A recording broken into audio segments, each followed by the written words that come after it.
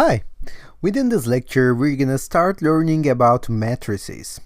Matrices are going to be one of the most essential things that we're going to learn during this section because we're gonna use them a lot in the quantum computations. What we're going to do actually basically all the time, we're going to multiply matrices, we're going to work with matrices, we're going to use column matrices, and you're going to see what those mean in a minute, and we're going to use this a lot during quantum computations. So what is a matrix? So matrix is a table of numbers. Okay, it's just that easy. If you look at the first example, you can see 0, 2, 3, 1, particularly aligned in a way, and they represent a matrix. They are just there forming a table of numbers. So, in order to form the matrices or structure the matrices, we use rows and columns. Of course, this is the actual definition like in an Excel sheet, rows and columns, okay? So if you look at this, it has 2 rows and 2 columns, okay? And we always say a matrix is 2 by 2, 3 by 3, 4 by 4, or something like that, starting with the row count and then column count. So what do I mean by that? For example, over here, 0 and 2 is the first row. Okay, so this is the first row and this is the second row. We have 2 rows over here. So these are called rows. And also we have the columns as well. So 0 and 3 is the first column and 2 and 1 is the second column. So these are the columns of the matrices.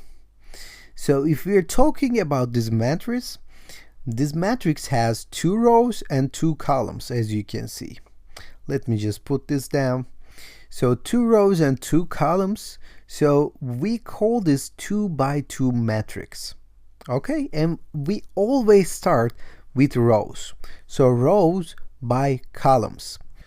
For instance, if we look at this matrix over here, it has 2 rows and 3 columns. So if we're talking about this matrix, we're gonna have to say 2 by 3 matrix. Okay, just memorize this because you're going to have to get used to that idea that we call matrices row by columns.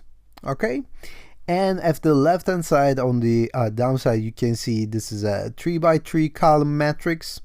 And at the right hand side, it's again 2 by 2 column matrix, or 2 rows and 2 columns, 2 by 2 matrix in general. And as you can see, it doesn't even matter if it has a real number or a complex number inside of the matrix. So we can use either real numbers or complex numbers or just the imaginary part. It really doesn't matter. It's just a table of numbers. So how do we do some operations in matrices? So can we look over here? It's a 2 by 2 matrix, again summed by, added by 2 by 2 matrix, and the result is actually it's exactly what you would expect, right? You just add these 2 numbers together and then these 2 numbers together and then just add these 2 numbers together and then finally add these 2 numbers together. And you write the matrix correspondingly. So even if we have an imaginary number or a complex number inside of this, it won't matter. Again, you're going to just add these 2 numbers correspondingly, and you know how to add a regular number with a complex number. You just add this and you find 3 plus 2i. Okay? That's it. That's how you do adding or summation in matrices. It's very easy, but you're going to have to be careful when you add the numbers together, like this one with this one with this one. Okay, just don't get confused around here. And as you can see, it's very easy. It's 5 minus 5i. So adding is easy. And if you think about it, subtracting is exactly the same. You're just gonna go with the corresponding numbers again. This time, don't add, just subtract. So if you do the calculation, you will see it all adds up to -2 over here. And it's the same procedure for the complex numbers as well. You know how to add complex numbers to each other, or just add them with a real number, and also subtract them with the real numbers as well. So if you follow along with the calculations, you will see it all adds up, and that's it. So if you want to multiply a matrix with a real number or a complex number, this is called a scalar, okay? You're just gonna have to multiply this with each element. It's very easy. And it really doesn't matter if you have a complex number in front of it or a real number, because you know how to do operations like this right now, right?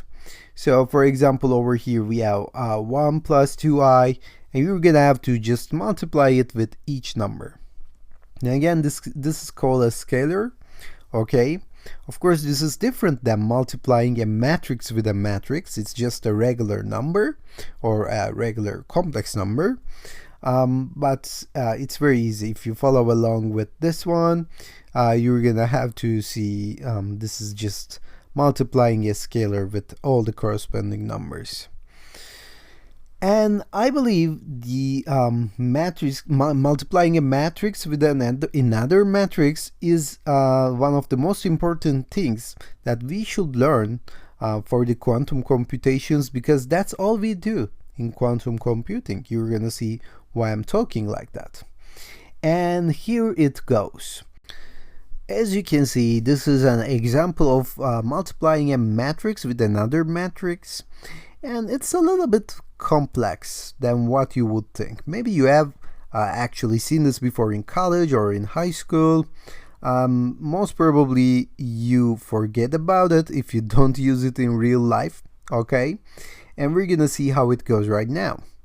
It can be more complex than what we have seen so far, but it's very easy once you get used to it. So I'm gonna stop here and start with this in the next lecture together.